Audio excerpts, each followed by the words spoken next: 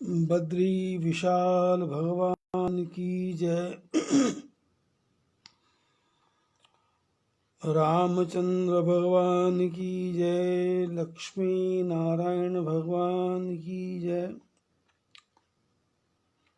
कृष्णचंद्र भगवान की जय। पौष मास की एकादशी जिसका नाम है फलदा एकादशी, कल पिछले एपिसोड में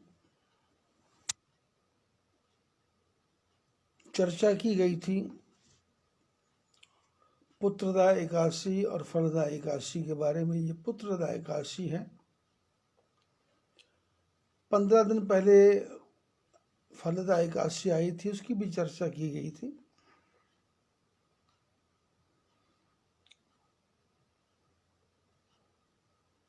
और इसी पौष मास में पवित्र भागवत कथा, राम कथा, कृष्ण कथा, भगवान के 24 अवतारों की कथा और समय समय पे जो परमात्मा सृष्टि के संरक्षण के लिए, सृष्टि को संभालने के लिए, सृष्टि में जो उत्पात हो रहा है उसको कम करने के लिए जो अंशा अवतार लेते हैं, अंशा अवतार छोटे छोटे रूप में, कभी वो प्लेग बन के आते हैं, कभी वो डेंगू बन के आते हैं, कभी वो मलेरिया बन के आते हैं, कभी वो डायरिया बन के आते हैं।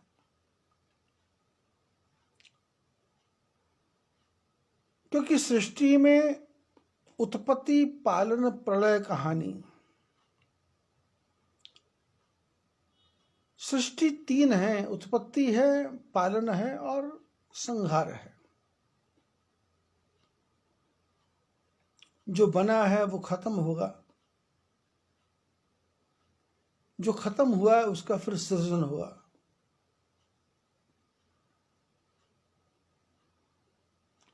दो चीजों से, दो वस्तुओं से सृष्टि बनी है। वस्तुएं नहीं कहनी चाहिए। एक है ब्रह्म और एक है माया। माया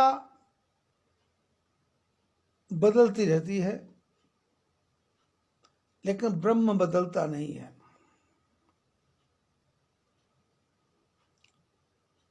ब्रह्म के 2 रूप वेदांत में बताए गए, एक अस्थि, एक भांति। अस्थि मैंने है और भांति मैंने दिखाई देता है।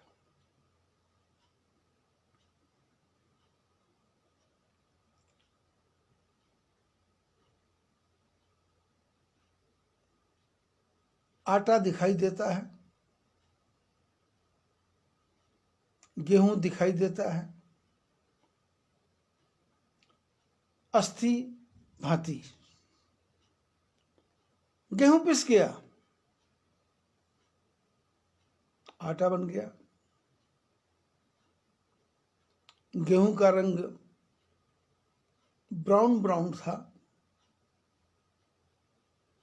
लेकिन गेहूं दिखता था। अस्थि है, भांति दिखता है। और गेहूं का रूप, रंग,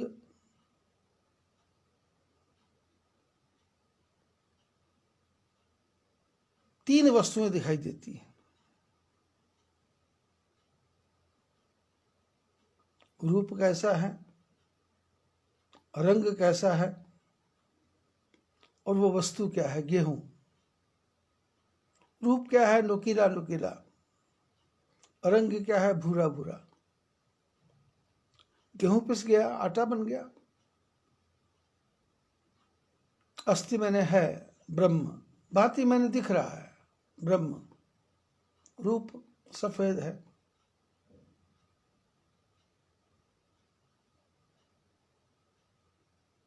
रूप आटे जैसा है, रंग सफेद है और काम क्या करेगा?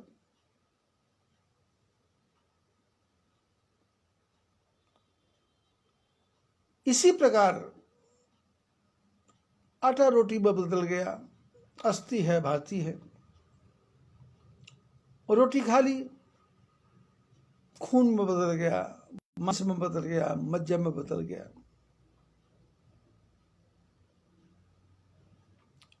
मनुष्य के शरीर का पोषण करता रहा, मनुष्य का शरीर अस्थि है भांति है,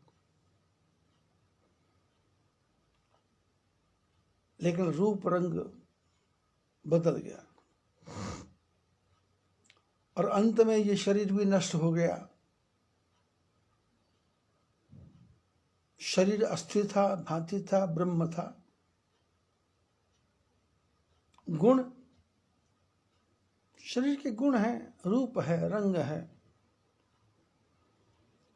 और जब मनुष्य का शरीर खत्म हुआ तो मिट्टी का, राख का ढेर बन गया। अस्थि मैंने राख है, भांति मैंने दिख रही है। उत्पत्ति पालन प्रलय कहानी,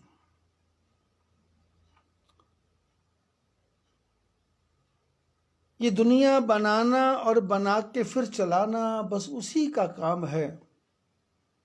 बड़ा जबरदस्त उसका इंतजाम है। इस सृष्टि की उत्पत्ति करने वाले देवता को विष्णु भगवान कहा गया, ब्रह्मा जी कहा गया, और पालन करने वाले देवता को विष्णु भगवान कहा गया,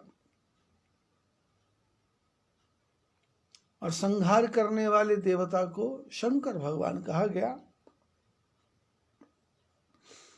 जिसको क्रिश्चियन लोग गॉड कहते हैं। गॉड में 3 शब्द हैं, GOD, गॉड।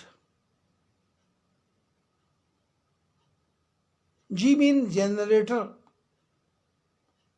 जनरेट करना, पैदा करना, ब्रह्मा जी। ओ मीन्स ऑपरेटर, पालन करना, विष्णु भगवान। डी मीन डिस्ट्रॉयर, फिनिश करना, खत्म करना, नेस्तनाबूद करना, सब कुछ बदल देना।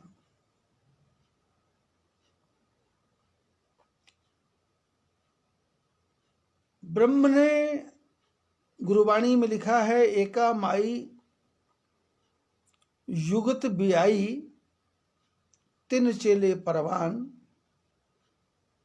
एक संसारी, एक भंडारी, एक लाए दीवान।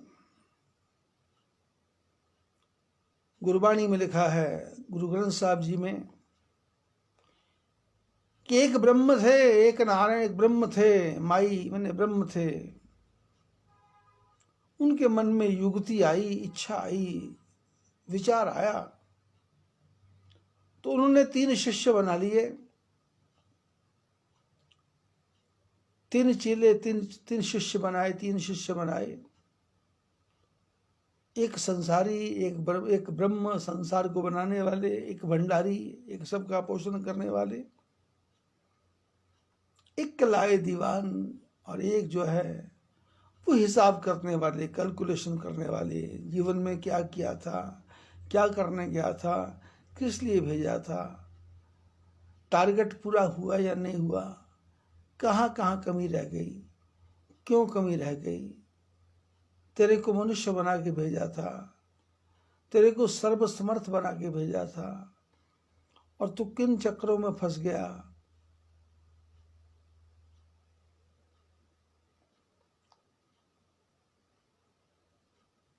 संसार के माया जाल में फंस करके तू परमात्मा को भूल गया। विषयों से अगर मुंह फेरे ओ बंदे, तेरा हरि से प्यार हो जाए, जीवन सुधार हो जाए। विषयों से अगर मुंह फेरे ओ बंदे, तेरा हरि से प्यार हो जाए, जीवन सुधार हो जाए। खाना पीना सोना ये तो पशुओं का भी काम, खाना पीना सोना ये तो पशुओं का भी काम।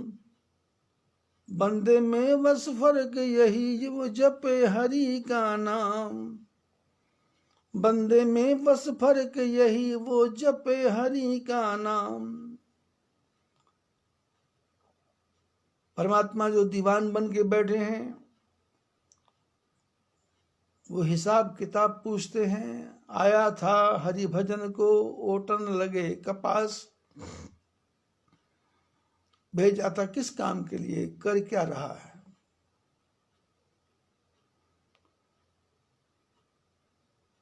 कंकर पत्थर जोड़ के महल बना लिए, कहीं की ईट कहीं का रोड़ा, भानुमति ने कुनबा जोड़ा। कहीं का लड़का कहीं की लड़की, कहीं की समधन कहीं का समधी, कहीं की बहू कहीं का दामाद।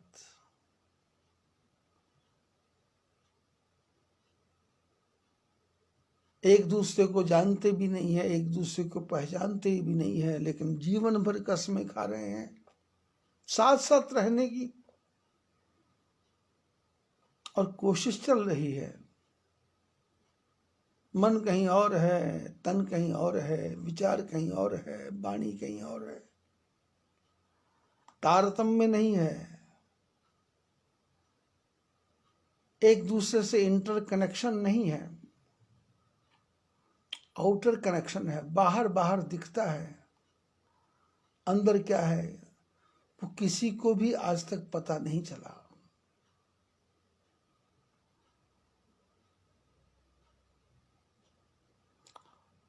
रामायण को जब मैं बड़े ध्यान से पढ़ता हूं तो दशरथ कहते हैं कैकेयी के बारे में कि कौने अवसर का भयो, गयो नारी विश्वास। किस अवसर में क्या हो जाए, बोले नारी का विश्वास खत्म हो गया। लेकिन मेरे को ये नारी में नहीं दिखता है, मेरे को तो हर प्राणी में दिखता है।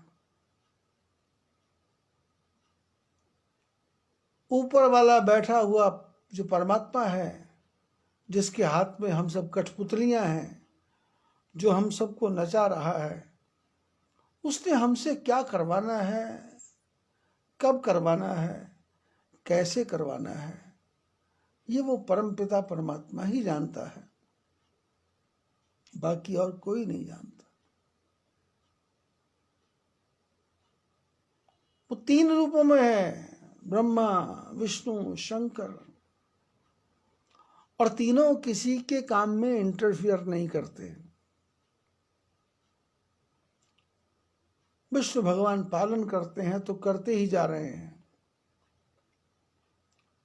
चोर है तो उसको भी भेजते हैं, डाकू है तो उसको भी भेजते हैं, महा बदमाश है तो उसको भी भेजते हैं, माँ बाप की सेवा नहीं कर रहा उसको भी भेजते हैं, संसार में उत्पात मचाता है उसको भी भेजते हैं। किसी से कोई विरोध नहीं। ब्रह्मा जी का काम पैदा करना है, किसी को मना नहीं करते। मशीनें लगी हैं, ब्रह्मा जी की मशीन लगी है, और ऐसी मशीन नहीं है कि जो एक ही ब्रांड का माल बनाए।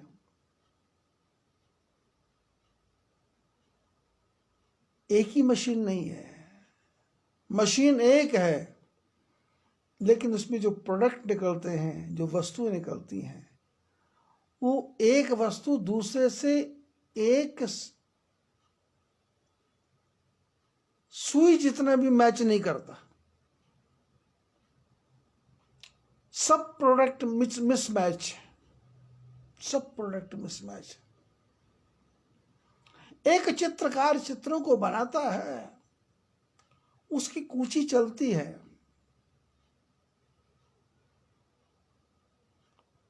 जो चित्र 100 बनाएगा तो 100 चित्रों में कोई ना कोई बाल जितना अंतर दिखाई दे ही देगा। लेकिन उसी की आप 1000 फोटो खींचेंगे तो 1000 फोटो एक जैसी आएगी।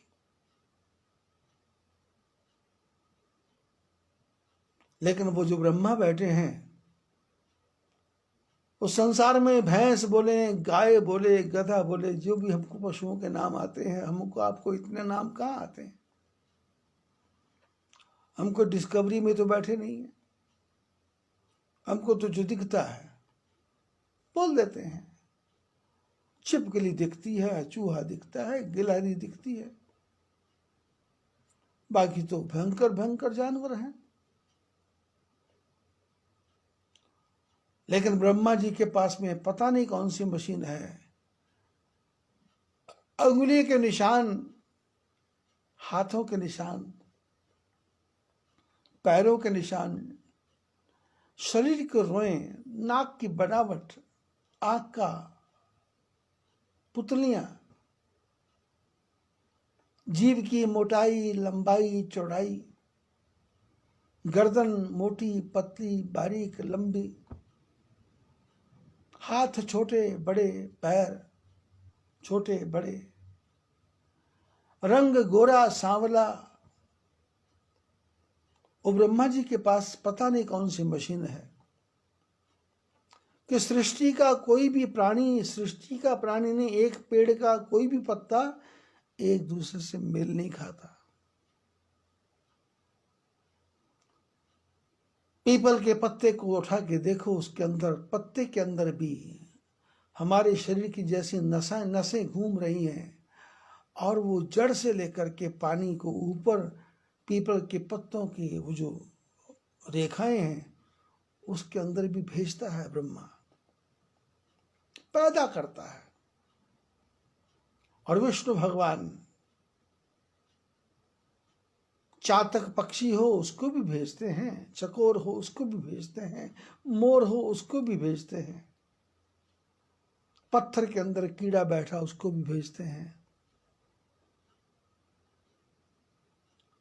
पिछले 1 साल से आश्रम की व्यवस्थाएं बंद हैं।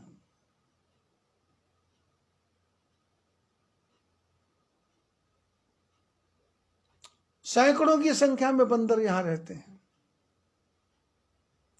और करोड़ों की संख्या में चींटियां आश्रम के चारों तरफ खेतों में घूमती है, अपने अपनी बिल बनाए।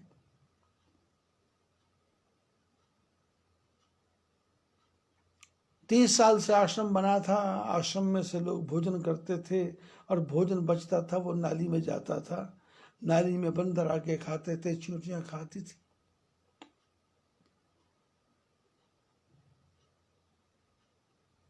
लेकिन इस साल यात्री नहीं आया।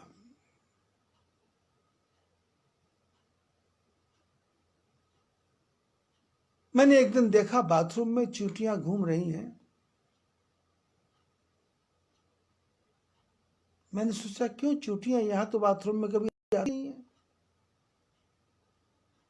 एक जगह जो जगह देखा तो लोगों ने कहा कि यहाँ ऐसा कर दो तो नहीं आएंगी, ऐसा कर दो तो नहीं आएंगी।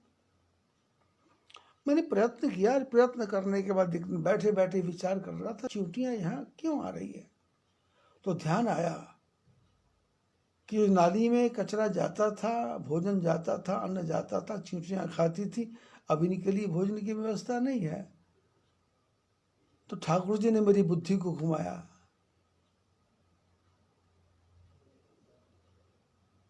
तो मैंने भंडार में जाकर देखा तो 15 बोरी चावल बचा हुआ था, दालें बची हुई थी, बिस्किट के पैकेट बचे हुए थे। मेरे पास जो मेरा शिष्य है उसको मैंने बोला, मैंने कहा यहाँ वो कचरा गिरा करता था, वहां जाकर के चावल 2 किलो चावल फेंक दिया कर, छत से फेंक दिया कर। पहले दिन हमने वो चावल, पहले दिन थोड़ा डाला, आधा किलो, और 6 मंजिल 7 मंजिल नीचे है वो खड्डा, यहाँ कचरा जाता है, तो छत से डाला था तो वो चावल बिखर गए। आधा किलो चावल क्या होते हैं।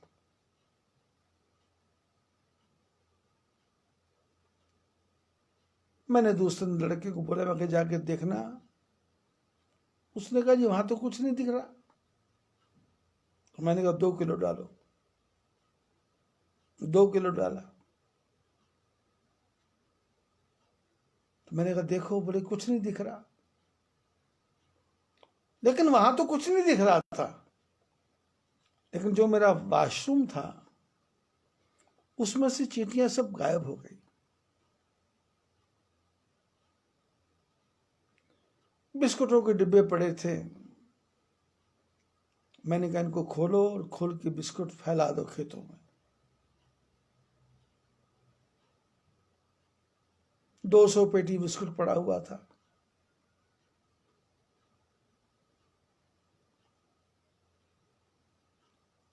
ज्यों ही बिस्कुटों को फेंक फेंका, बंदरों की भीड़ आ गई, चिड़ियों की भीड़ आ गई और खा खा के चले गए। चावल चींटियां खाने लगे। अब 2 किलो, 3 किलो, 4 किलो, 5 किलो रोज फेंका जा रहा है। चावल चल रहे हैं। मुर्दे को भी देता है लकड़ी कपड़ा आग। वो विष्णु भगवान क्या करते हैं, मुर्दे की भी व्यवस्था करते हैं, आदमी की बुद्धि को घुमाते हैं। मुर्दे को भी देता है लकड़ी कपड़ा आग, जीते नर चिंता करे तो उसके फूटे भाग। मुर्दे को देते हैं। जब दांत नहीं तब दूध दिया, जब दांत दिए तब अन्न भी नहीं है। हम मनुष्य हैं, दांत नहीं थे दूध था, दांत आ गए तो भोजन भी मिलेगा, चिंता क्यों करता है। मनुष्य को दांत नहीं दूध मिलता है, और अंडे में से पैदा होने वाले पक्षी को क्या मिलता है, उसकी मां कीड़ों को खा खा के मुंह में भरती है और वो कीड़े अपने बच्चे के मुंह में डालती है। आश्रम के हमारे पेड़ हैं, उनके पेड़ों के ऊपर घोंसले बने हुए हैं, और आश्रम की दीवारों पर भी मैंने कुछ छेद छुड़वा रखे हैं जिससे पक्षी अपने घोंसले बना ले। बाहर का यात्री आ रहा है, महात्मा आ रहा, वो रुकेगा तो ये बेचारे पक्षी कहाँ जाएंगे, तो उनके लिए भी मैंने घोंसले बना रखे हैं। उनमें मैना, चिड़िया, तोता, यहां तक कि उल्लू भी आके रहते हैं। लोग उल्लू को अशुभ मानते हैं, पर मेरे आश्रम में 4 उल्लुओं का वास है। रात को 12-2 बजे, 12 के बाद उनकी घू घू की आवाज आती है। गांव के लोग घबराते हैं, कभी वो तार पे बैठ जाते हैं, कभी खंबे पे बैठ जाते हैं।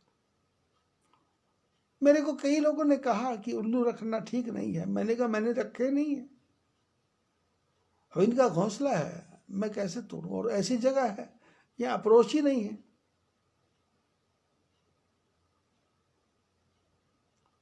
आदमी को दूध मिलता है, दांत मिलते ही भोजन मिलता है, और यहां तक कि आदमी मर जाता है।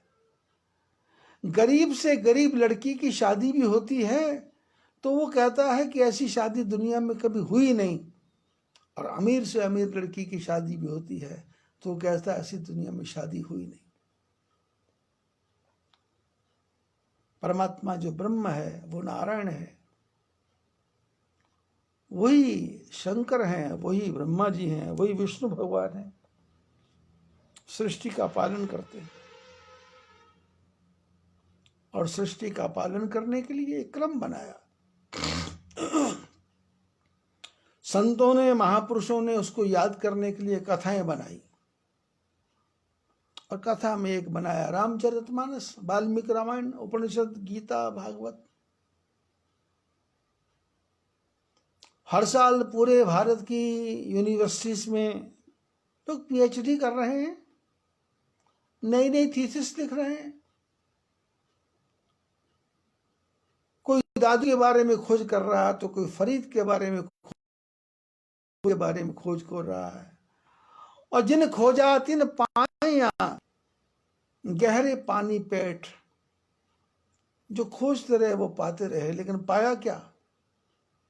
थुथला थुथला, उथला उथला। कबीर हो गए, दादू हो गए, धन्ना भगत हो गए, थीसिस लिख दी, एक नया ग्रंथ बन गया। किसको फुर्सत है पढ़ने की, किसको फुर्सत है देखने की, किसको फुर्सत है याद करने की? पढ़िए पुस्तकें। हमारे भारत में सनातन धर्म के जितने भी लोग हैं, उनके मंदिरों में भगवान की पुस्तकें पढ़ी हैं। दुर्गा सप्तशती पढ़ी है, हनुमान चालीसा, दुर्गा चालीसा, शिव चालीसा, पता नहीं कितनी कितनी चालीसा पढ़ी। किसको फुर्सत है? कौन देख रहा है? आदमी की हालत तो ये है कि वो इतना व्यस्त है जीवन में कि उसको अपनी पत्नी से बात करने का समय नहीं है, पति से बात करने का भी समय नहीं है। पत्नी पूछती क्या भोजन बनाऊं, ये बोलता जो तेरी मर्जी बना ले। पति पूछता क्या बनाया, बोले आपने कुछ बताया? बताया नहीं तो मैंने कुछ बनाया नहीं, आज होटल चलते हैं।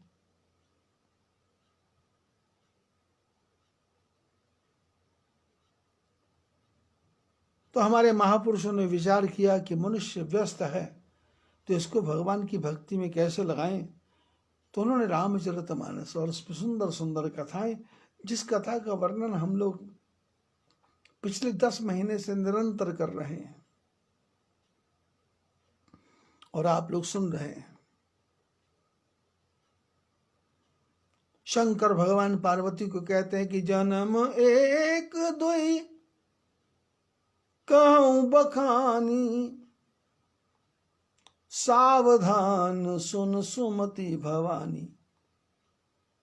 शंकर कहते हैं एक दो कथाएं सुनाता हूं मैं भगवान की, लेकिन उस कथा को सुनने के लिए सावधान। ये सावधान क्यों कहा गया? क्योंकि ये हमारा जो आपका जो मन है ना, ये एक जगह स्थिर नहीं रहता। चंचलम ही मना कृष्ण, चंचल है मन।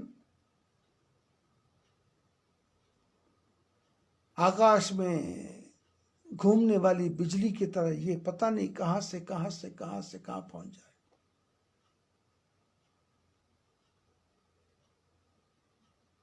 एक क्षण में कलकत्ता, एक क्षण में मद्रास, एक क्षण में कम्बतूर, एक क्षण में कोर्राकोरम, एक क्षण में कोहिमा, और दूसरे क्षण लेह लद्दाख, नेफा, जिसको अरुणाचल प्रदेश कहते हैं, नेफा पहले उसका नाम था। जिसको म्यांमार कहते पहले उसका नाम बर्मा था। एक क्षण में मालदीव चला जाता है। क्योंकि जीवन में सब जगह जाने का सौभाग्य प्राप्त हुआ, घूमे फिरे, देखा है सब कुछ। अरुणाचल भी देखा, मणिपुर, त्रिपुरा, मेघालय, नागालैंड, गंगटोक, पश्चिम बंगाल, बिहार, सब घुमा है। मन पहुंच जाता फट से। शंकर भगवान पार्वती को कथा सुनाने से पहले कहते हैं सावधान, सावधान हो जा।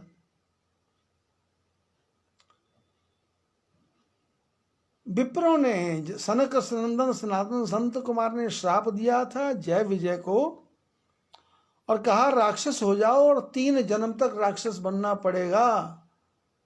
भगवान नारायण ने कहा ये 3 जन्म राक्षस बनेंगे। तो नारायण ने मन में सोचा मेरे नौकर हैं, मैं इनको सुधार नहीं पाया, तो अब इनको सुधारने के लिए मैं 4 जन्म लूंगा। और वही जय विजय दूसरे जन्म में हिरण्याक्ष बन गए। हिरण्य मैंने सोना, अक्ष मैंने आंख, जिसकी आंख सोने पे लगी है। और सोने की आंख के लिए सोना सोना सोना कितना इकट्ठा करूं। और धरती पे सोना है तो धरती को चुरा के ले गया। और उस धरती को बचाने के लिए भगवान नारायण को सूकर का अवतार लेना पड़ा, जिनका अवतार नेपाल की पवित्र भूमि धरान में हुआ। धरान, वहां मैं कथा करके आया हूं, अधिक मास की कथा, पुरुषोत्तम मास की कथा, बहुत साल पहले। आज भी वहां की फोटोज मेरे पास हैं, ब्लैक एंड व्हाइट हैं। उसका नाम है धरान। धरान, यहां धरती नहीं है, वहां पर धरा न, धरी धरती ना, धरती नहीं है। भगवान का बराह अवतार हुआ और बराह भगवान समुद्र के अंदर जाकर के उस हिरण्याक्ष का वध करते हैं अपनी नाक के द्वारा, और धरती को अपनी नाक की चोंच में रख करके और समुद्र के ऊपर आकर के पुनः स्थापित करते हैं। भगवान का एक रूप कश्यप अवतार है, जो कछुए के पीठ पर पृथ्वी है। भगवान का एक अवतार शेषावतार है, जिसकी फनों पे पृथ्वी है।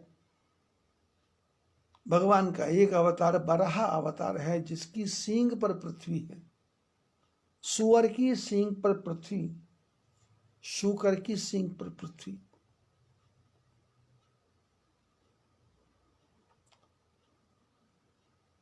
लोग कहते हैं कि धर्म विशेष के लोग सुअर को बहुत मानते हैं।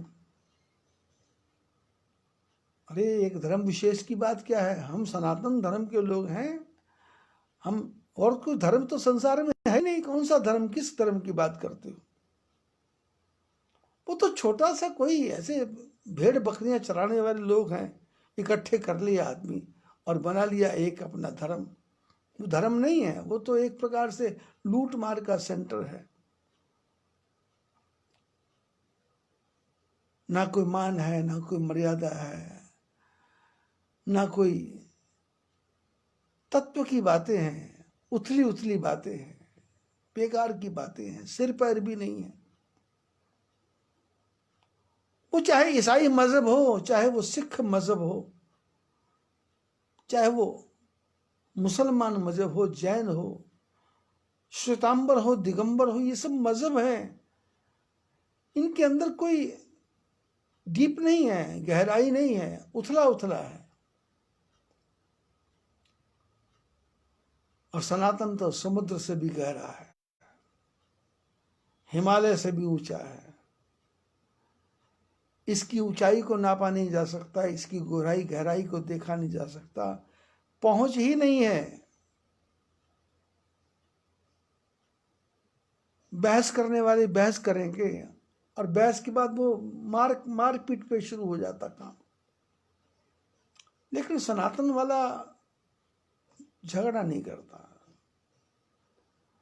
जगतगुरु शंकराचार्य जी विश्व विजय करने निकले तो बनारस में पहुंचे, मंडन मिश्र से शास्त्रार्थ हुआ, मंडन मिश्र हार गए।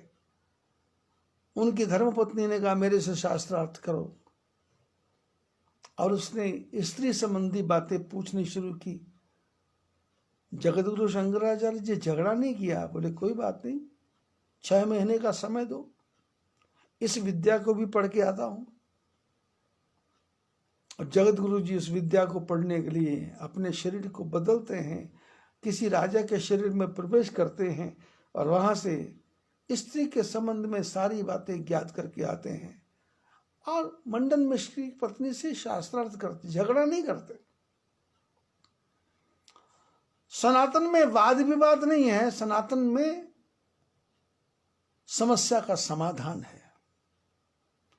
आपकी कौन सी समस्याएं हैं, किस प्रकार की समस्याएं हैं, आप बोलो, हर समस्या का समाधान आपको सनातन में मिलेगा। सुअर को कोई लोग अपने को कुछ मानते हैं, सुअरा जादी बोलते हैं, उनकी कोई औरत का नाम था शायद, मैं तो उसके बारे में ज्यादा जानता नहीं हूं। हालांकि हमारी सारी सब्जी का जो आता है वो सब एक हमारा मुसलमान मित्र है, उसी के यहाँ से आता है सब कुछ। मेरे आश्रम की जितनी रिक्वायरमेंट है वही पूरी करता है, जितने फल हैं, जितनी सब्जियां हैं। मेरे को जो कंप्यूटर पढ़ाने वाला है वो ईसाई था, जिसने मेरे को कंप्यूटर के बारे में थोड़ा बहुत ज्ञान दिया, वो ईसाई ही है। और मेरे आश्रम में योगदान करने वाले कई जैनी परिवार हैं। जब सिक्किम में जाता हूं तो बौद्ध लोग मेरे को अपने घरों में रखते हैं, वो उसी प्रकार सिर झुका के स्वागत करते हैं। मैं उठता हूं तो मेरे रास्ते से हट जाते हैं, रास्ता छोड़ देते हैं और बड़ा प्यार करते हैं। जब असम में जाता हूं तो वहां की माताएं भाई सब खूब स्वागत करते हैं असमिया ढंग से। बड़ी परात में बिठा करके मेरे को स्नान करवाता पूरा परिवार। मेरे शरीर में साबुन लगाएंगे, दूध से शहद से स्नान करवाएंगे, दही डालेंगे, ऐसे। क्योंकि सब सनातन से ही निकले हैं, सनातन ही है। वो मुसलमान हो, ईसाई हो, शैव हो, शाक्त हो, किसी भी प्रकार के लोग मानने वाले हों। भगवान नारायण शूकर का अवतार लेते हैं। भगवान कहते हैं मैं चाहूं तो अपने को कछुआ बना के उसकी पीठ पर सारी पृथ्वी को रख सकता हूं।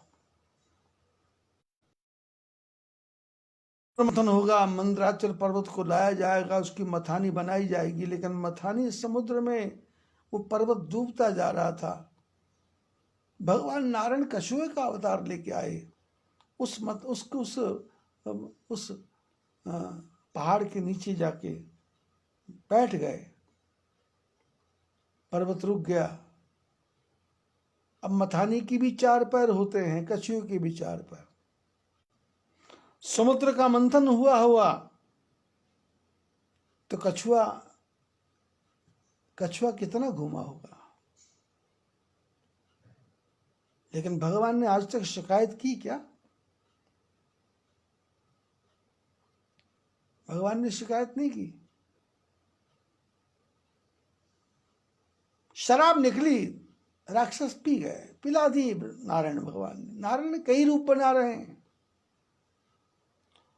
कभी वो मोहिनी बन करके शराब की बोतल लेकर के आते हैं, घड़ा लेके आते हैं, राक्षसों को पिलाते हैं।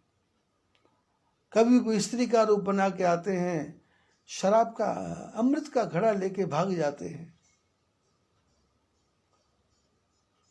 इस समुद्र मंथन में सबसे ज्यादा मेहनत किसने की? समुद्र मंथन करो ऐसा किसने कहा? नारायण भगवान ने।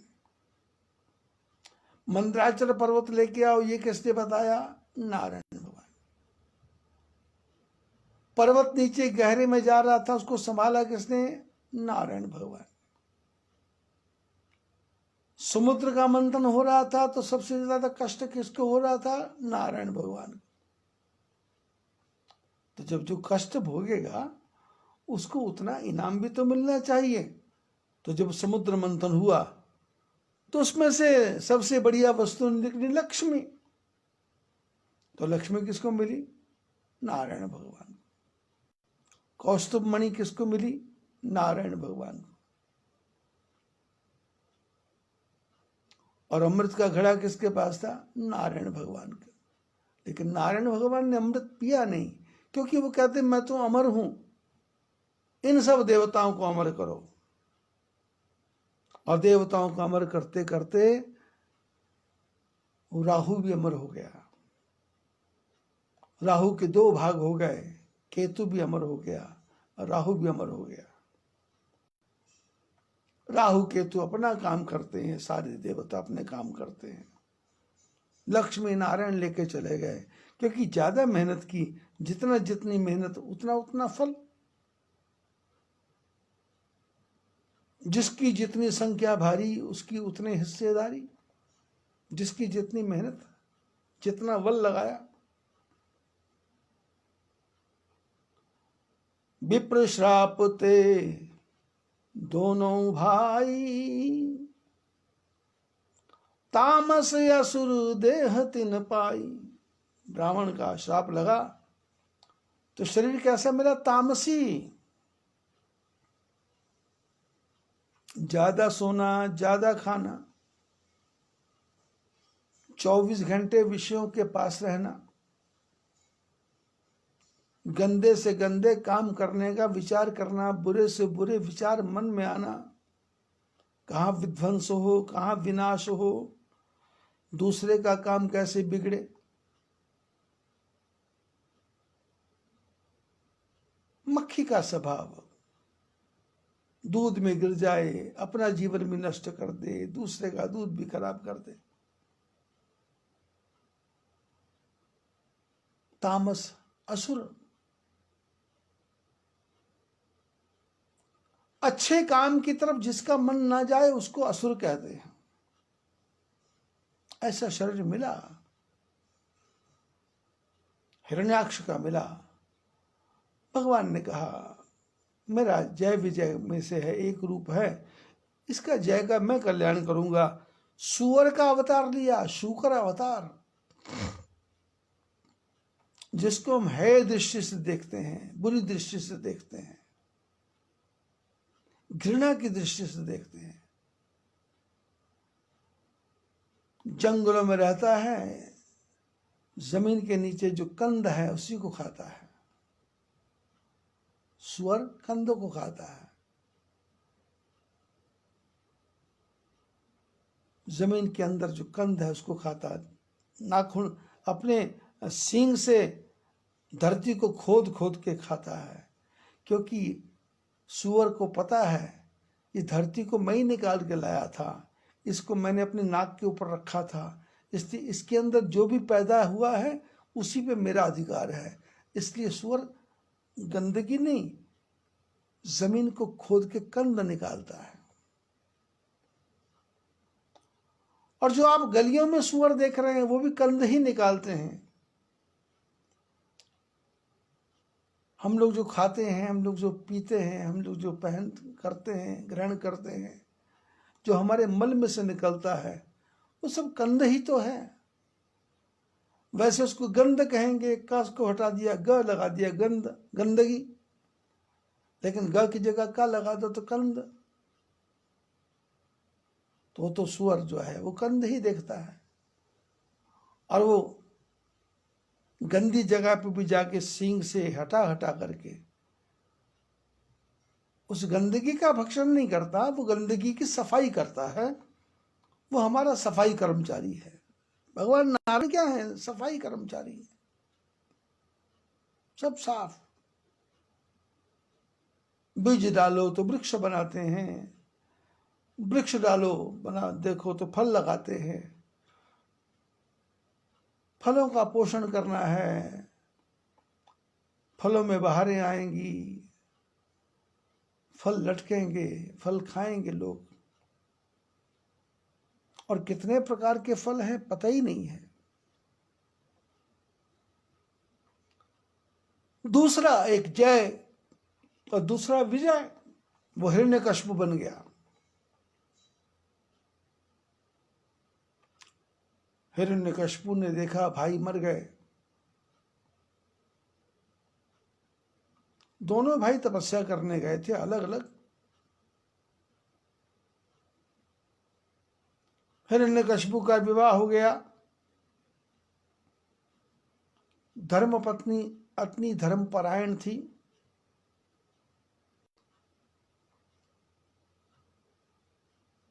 विवाह करने के बाद में हिरण्यकश्यप के मन में आया कि मैं जाकर के तपस्या करूं।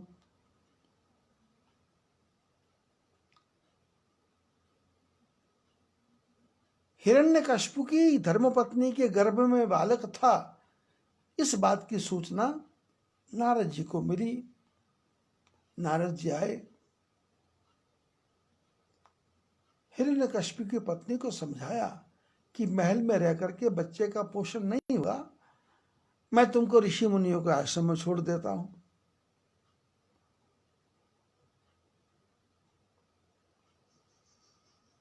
हिरण्यकशिपु की पत्नी को ऋषियों के आश्रम में जाके छोड़ा गया। ऋषियों के आश्रम में उपनिषदों की कथा, भगवान की चर्चा, भगवान के अवतारों की चर्चा होती थी। और हमारे शास्त्रों में वर्णन है कि मां के गर्भ में जो बालक होता है वो 2-3 महीने के बाद में इतना हो जाता है कि वो बाहर की बात सब सुनना शुरू कर देता है, ग्रहण करने लग जाता है, ग्रहण। और आपने देखा होगा जब ग्रहण का समय आता है, सूर्य ग्रहण, चंद्र ग्रहण, तो इस ग्रहण को भी ग्रहण करता है। मां के गर्भ में बच्चा हो तो बड़े बूढ़े उसको बोलते हैं कमरे से बाहर निकलना नहीं, जमीन के ऊपर बैठना है, रुई का आसन, रुई का नहीं, ऊन का आसन या कुशा का आसन बिछा के बैठना है। सर्दी हो तो मोटा आसन, सर्दी हो तो मोटा कंबल, हाथ में सुई को पकड़ना नहीं, हाथ में कैंची को पकड़ना नहीं, बाहर ग्रहण लगा है। तुम सुई से कपड़ा सिलोगी तो तुम्हारे गर्भ में जो बालक है उसके शरीर में भी वो सिलने जैसे दाग आ जाएंगे। तुम कैंची से कुछ काटोगी तो ग्रहण का प्रभाव इतना भयंकर है कि गर्भ में जो बच्चा है उसका कोई ना कोई अंग कटा हुआ बन जाएगा। इसलिए शास्त्र महापुरुष और ये बड़े बूढ़े सावधान करते हैं कि ग्रहण के समय भोजन नहीं करना, ग्रहण के समय भोजन नहीं बनाना, ग्रहण के समय जो कुशा है उसको दूध में, पानी में, फलों में, सब्जियों में, सब जगह कुशा रख देना है। ग्रहण के समय कुछ भी स्वीकार करना नहीं, पानी भी पीना नहीं।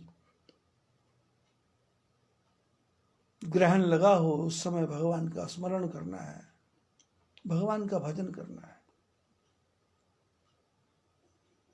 शास्त्रों में वर्णन है 3 महीने का बच्चा जब मां के पेट में हो तो वो ग्रहण करने लग जाता है, मां के द्वारा सुनी ही बातों को, मां के द्वारा किए हुए कार्यों को। शास्त्रों में वर्णन है अर्जुन की पत्नी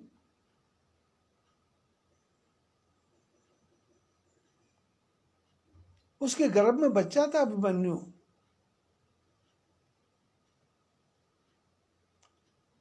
चक्रव्यूह के बारे में शिक्षा दे रहे थे।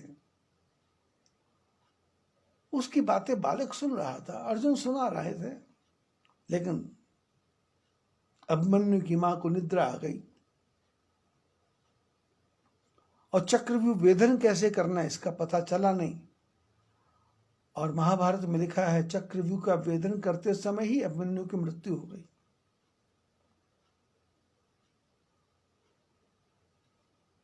हिरण्यकशिपु की पत्नी ऋषि मुनियों के आश्रम में रहती है, उनकी सेवा करती है, भोजन बना के खिलाती है, राज्य के वस्त्रों का त्याग किया है, ऋषियों के वस्त्रों को ग्रहण किया है और पूरा समय सेवा में है। और वहां हरे कृष्ण कृष्ण कृष्ण हरे हरे, हरे राम राम राम हरे हरे। गोविंद जय जय, गोपाल जय जय, राधा रमण हरि गोविंद जय जय। श्री कृष्ण गोविंद हरे मुरारे, हे नाथ नारायण वासुदेवा, श्री कृष्ण गोविंद हरे मुरारे, हे नाथ नारायण वासुदेवा। महापुरुषों के आश्रम में यही शब्द चलते हैं। और हिरण्यकश्यप की पत्नी झाड़ू लगाते समय हरे राम राम राम हरे हरे, हरे कृष्ण कृष्ण कृष्ण हरे हरे, गोविंद बोलो हरि गोपाल बोलो, राधा रमण हरि गोविंद बोलो। हरिमुखे मणा पुण्याची गणना कौन करी, हरे मुखे मणा राम कृष्ण हरि राम कृष्ण हरि राम कृष्ण हरि राम कृष्ण हरि राम कृष्ण हरि बोला, राम कृष्ण हरि राम कृष्ण हरि बोला, राम कृष्ण हरि राम कृष्ण हरि बोला, राम कृष्ण हरि। महापुरुषों के आश्रम में दिन रात उठते बैठते सोते जागते राम राम। जब एक दूसरे को मिलते हैं तो राम राम बोलते हैं। ये राम जो शब्द है, हमारा जो अ आ इ ई है, उसमें राम जो है उसमें र से लेके अ से लेके मा तक 54 अक्षर हैं, 54 अक्षर हैं। और राम राम जब बोला तो 54 + 54 108, माला के मन के 108। 2 बार राम राम बोला, 108 बार हो गया। और 2 बार राम राम कहने से 108 राम नाम के मंत्र की माला पूरी हो गई। और महापुरुषों के आश्रम में तो भोजन बांटते हैं तो रोटी राम, पानी राम, सब्जी राम, और नमक आएगा तो राम रस 2 बार बोलना पड़ता। राम रस, रोटी राम, सब्जी राम, फल राम, पानी राम, 2 बार राम। हिरण्यकश्यप की पत्नी महात्माओं के आश्रम में रहती है रात दिन। कभी किसी आश्रम से भगवान की ध्वनि आ रही है, कभी किसी आश्रम से भगवान की ध्वनि आ रही है, कानों में पड़ती है। और माँ के गर्भ में जो बालक है वो सब सुन रहा है। उपनिषदों की चर्चा होती है, ब्रह्म क्या है, माया क्या है, जीव क्या है, सुख क्या है, दुख क्या है, अपना क्या है, पराया क्या है, मनुष्य क्या है, पशु क्या है, पक्षी क्या है, जड़ क्या है, चेतन क्या है, इन सब का विश्लेषण होता है। हमारे शास्त्रों में पेड़ का भी विश्लेषण है। नीम का पेड़, कीकर का पेड़, आम का पेड़, बड़ का पेड़, पीपल का पेड़, आंवले का पेड़, बेल का पेड़, विश्लेषण होता है।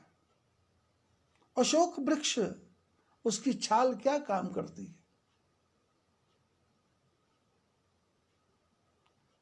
उपनिषद विश्लेषण करते हैं। विश्लेषण का अर्थ होता है पिसे को और पीसना, और पीसे को और पीसना, पीसे को और पीसना, पृष्ठ पेश इतना गहरा पीस देना कि पता ही ना चले। उसी में से ब्रह्म भी निकल आए, उसी में माया भी निकल आए, उसी में त्रिगुण भी निकल आए, उसमें त्रिगुणमयी आत्मा भी निकल आए, उसमें सृष्टि को बनाने वाला परमात्मा भी निकल आए। एक ही वस्तु को उपनिषद देखते हैं और उसमें से उसको कहां से घुमा करके और उसको सिद्ध करते हैं, विश्लेषण करते हैं, विशेष प्रकार से उसका व्याख्या करते हैं।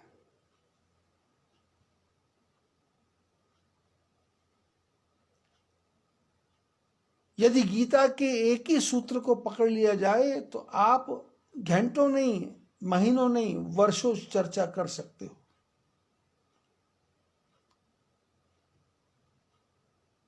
आप दीवार पे बात करना शुरू करें तो दीवार से ही पूरी सृष्टि का निर्माण हो जाएगा, मठाकाश बन जाएगा। दीवार टूटी तो महाआकाश हो जाएगा, दीवार जुड़ी तो मठाकाश हो जाएगा। उस दीवार में 2 दीवारें बन गई तो 2 आकाश हो गए, उसमें 3 दीवारें बन गई, 4 आकाश हो गए, और चारों दीवारें टूट गई तो महाआकाश बन गया। धरती हटी नहीं, आकाश हटा नहीं, वायु हटी नहीं, अग्नि हटी नहीं, पानी हटा नहीं, पंच तत्व हटे नहीं, लेकिन दीवारें बन गई।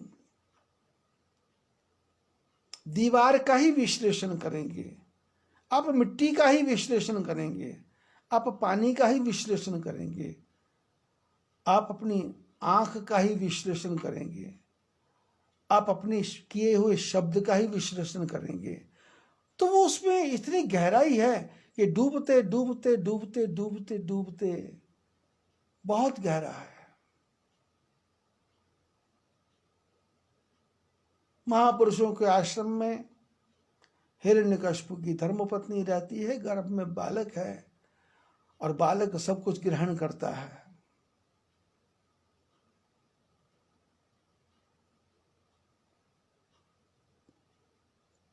हिरण्यकशिपु तपस्या करके वापस आया, घर में पत्नी नहीं थी। कहाँ है पत्नी? लोगों ने कहा नारद जी के साथ गई। नारद जी पधारे, हिरण्यकशिपु ने पूछा पत्नी है? तो वो नारद जी लेके गए ऋषियों के आश्रम में। पत्नी गर्भवती थी।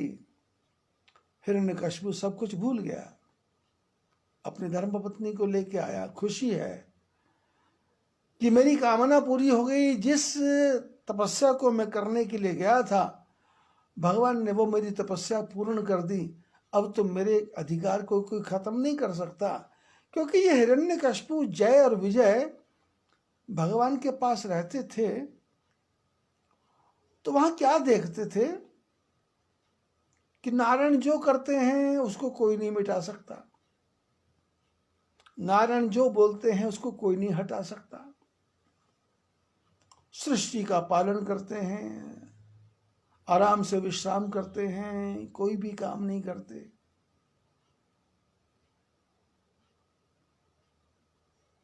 तो जीवन में एक नियम है कि यदि आपके यहाँ कोई नौकर काम करता है और आपके पास संपत्ति है और वो आदमी, वो जो नौकर ड्राइवर है आपकी गाड़ी चलाता है, अब गाड़ी चलाता है तो ड्राइवर के साथ में बैठ के मालिक जाएगा, उसके बिजनेस पार्टनर भी जाएंगे, बातें करते करते बात भी करते हैं कि ये किया वैसा किया, वहाँ से 5 करोड़ आएगा, वहाँ से 2 करोड़ आएगा, वहाँ से 20 करोड़ आएगा। हवाई जहाज में जाएंगे तो वहाँ जो लोग बैठे रहते हैं आपस में बात करो तो बोलता है 200 करोड़ का काम है, 600 करोड़ का काम है। और रिक्शा में बैठ के जाएंगे तो रिक्शा वाले से पूछेंगे तो बोले 200 कमाता हूँ, 400 कमाता हूँ। ऐसे चर्चा चलती है। तो वो जो ड्राइवर होता है वो मालिकों की बात सुन करके उसके मन के किसी कोने में आता है कि मैं भी करोड़पति बनूं, मैं कब बनूंगा करोड़पति। तो फिर वो छल कपट प्रपंच क्या करेगा, गाड़ी के टायर में पंचर निकालना शुरू कर देगा, मोबाइल ऑयल कम हो गया इसके बारे में चर्चा करना शुरू कर देगा, गाड़ी पेट्रोल ज्यादा खाती है इंजन ठीक करना पड़ेगा इसके बारे में चर्चा कर देगा, और वो पैसा कमाएगा और कमाएगा तो फिर गवाएगा, क्योंकि शराब पिएगा, क्योंकि काम तो पूरा हुआ नहीं, करोड़ तो नहीं आया।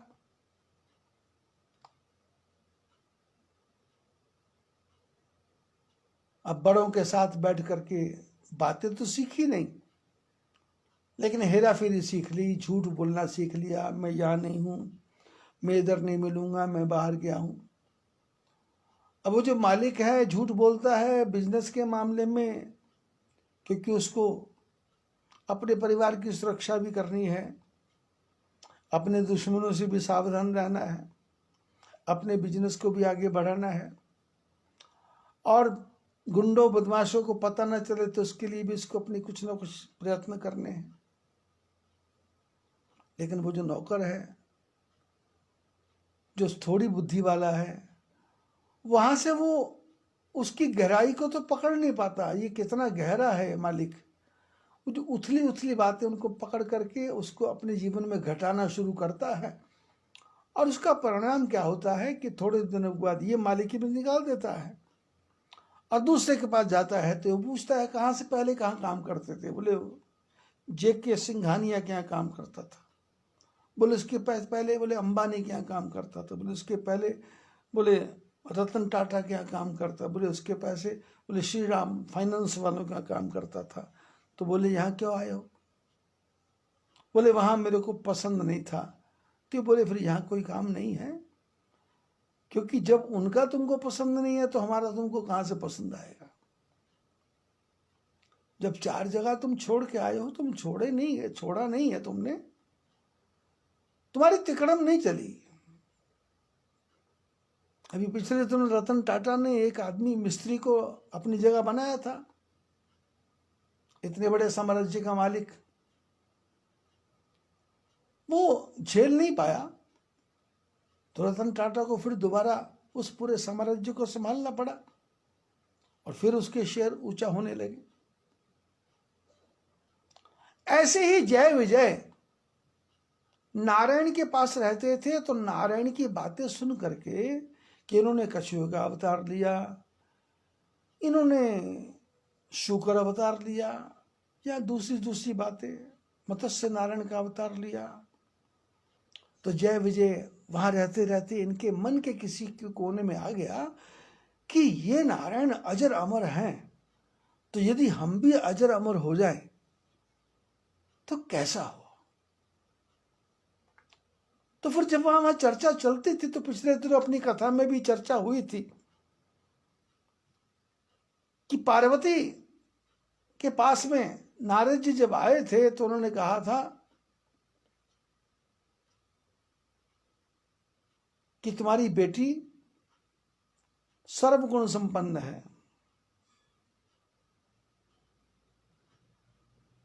शैल सुलक्षण सुता तुम्हारी, सुनहो दे जो अवगुण दोई-चारी। इसका जो पति है योगी जटिल अकाम मन, नगन अमंगल भेष, अस स्वामी अहिकह मिलही, परि हस्त असरेख। इसके पति शंकर भगवान होंगे, और उनको पाने के लिए क्या करना पड़ेगा? बोले तपबल रचई प्रपंच विधाता, तपबल विष्णु करे संघाता, तपबल विष्णु करे जगत्राता, तपबल शंभु करे संघारा। नारद जी ने कहा तपस्या के बल पे नारायण भगवान संसार का पालन करते हैं, ब्रह्मा सृजन करते हैं, शंकर संहार करते हैं। ये नारद जी बहुत बार बैकुंठ में जाके चर्चा किया करते थे, जय विजय सुना करते थे।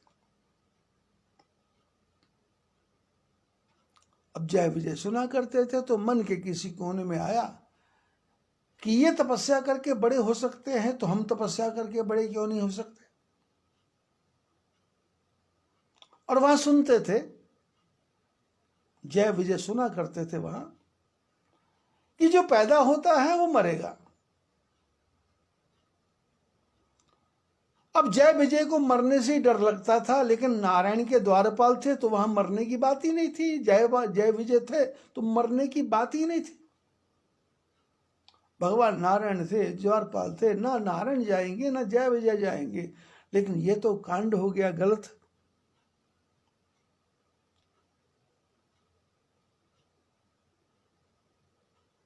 अपनी औकात भूल गए। मधुमक्खी के छत्ते में हाथ डाल दिया, लक्ष्मी को छेड़ दिया। लक्ष्मी को छेड़ा तो लक्ष्मी ऐसी छिड़ी, उसने जय विजय के जीवन को ही छेड़ दिया। जय विजय के जीवन को क्या छेड़ा? नारायणी के जीवन को छेड़ दिया। और मधुमक्खी का छत्ता इतना भयंकर कि नारायण क्षीर सागर छोड़ के धरती पे आ गए और जय विजय भी शरीर छोड़ना पड़ा, दूसरा जन्म मिला। लेकिन दूसरा जन्म तो मिला,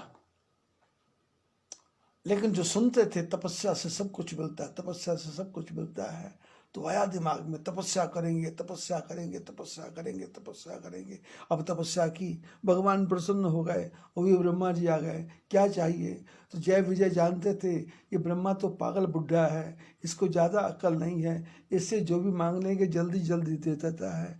तो इन्होंने कहा कि ऐसा करो, हम काहू के मरे ही ना मारे, हम किसी के मारे ना मरे। क्यों? विष्णु भगवान के पास रहते थे तो वहां चर्चा होती थी कि जो पैदा होगा वो मरेगा, जो मरेगा वो 84 लाख की योनियों में जाएगा। तो जय विजय के मन में एक ही बात आती थी कि कभी ऐसा मौका मिलेगा तो ऐसा वरदान मांगेगी कि मौत आए ही नहीं। अब ब्रह्मा जी सृष्टि को पैदा करने वाले और सृष्टि में अलग अलग खोपड़ी बनाने वाले, अलग अलग दिमाग बनाने वाले। अब ब्रह्मा जी ने कहा कि ये मेरे पैदा किए हुए हिरण्यकश्यपु हिरण्याक्ष मेरे से वरदान मांग रहे हैं, इसकी खोपड़ी तो मैंने बनाई है, इनका दिमाग तो मैंने बनाया, तो दिमाग में ये भरा क्या है? तो देखा भरा नहीं है, ये पूर्व जन्म का भरा हुआ है। तपस्या करेंगे, सबसे बड़े बनेंगे और मौत ना आए इसका वरदान लेंगे। ब्रह्मा जी ने कहा अच्छा, बाप के सामने चालाकी। तो ब्रह्मा जी ने कहा ठीक है, कोई बात नहीं, तुम नहीं मरोगे लेकिन मौत तो आएगी। अब देखो तुम बुद्धिमान आदमी हो, समझदार आदमी हो, इसलिए ऐसा करो कि मौत इस प्रकार की मांग लो कि सृष्टि में वो ऐसा काम हो ही ना पाए। तो हिरण्यकश्यपु ने कहा कि दो ही प्रकार से मृत्यु होती है, या जमीन में हो या आसमान में हो।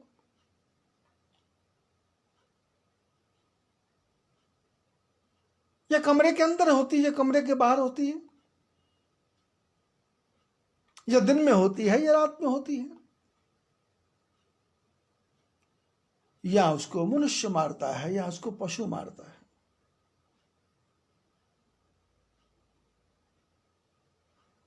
इसने कहा ब्रह्मा जी से, वैसे तो मैं नहीं चाहता था मेरी की मृत्यु आए, लेकिन आप कहते हैं मृत्यु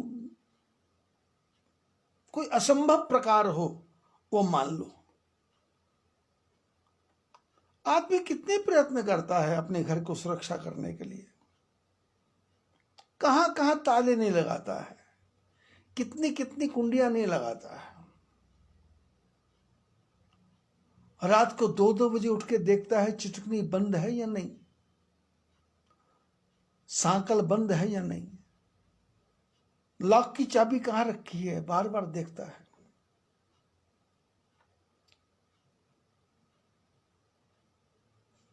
कितना अपने आप को ध्यान रखता है। पर चोरों से कोई बचता है क्या? ये मौत भी चोर है। इसने ब्रह्मा से कहा कि मौत आए लेकिन मैं धरती पे ना मरूं और आकाश में भी ना मरूं, बाहर भी ना मरूं और भीतर भी ना मरूं, ऊपर भी ना मरूं और नीचे भी ना मरूं, दिन में भी ना मरूं, रात में भी ना मरूं, और मनुष्य के हाथ से भी ना मरूं और पशु के हाथ से ना मरूं। ब्रह्मा जी ने कहा जैसी तुम्हारी इच्छा। क्योंकि ब्रह्मा जी ज्यादा दिमाग लगाते नहीं, वो नारायण पे छोड़ देते हैं। ब्रह्मा जी ने वरदान दिया, हिरण्यकशिपु प्रसन्न अपनी पत्नी को लेकर घर में आया। अब घर वाली से क्या क्या बातें, क्या क्या चर्चाएं होती हैं, ये मैं भी देखूंगा, विचार करूंगा। आज एकादशी है, आप लोग भी व्रत करें, मैं भी व्रत करूंगा। सभी को आशीर्वाद। लक्ष्मी नारायण भगवान की जय, कृष्णचंद्र भगवान की जय।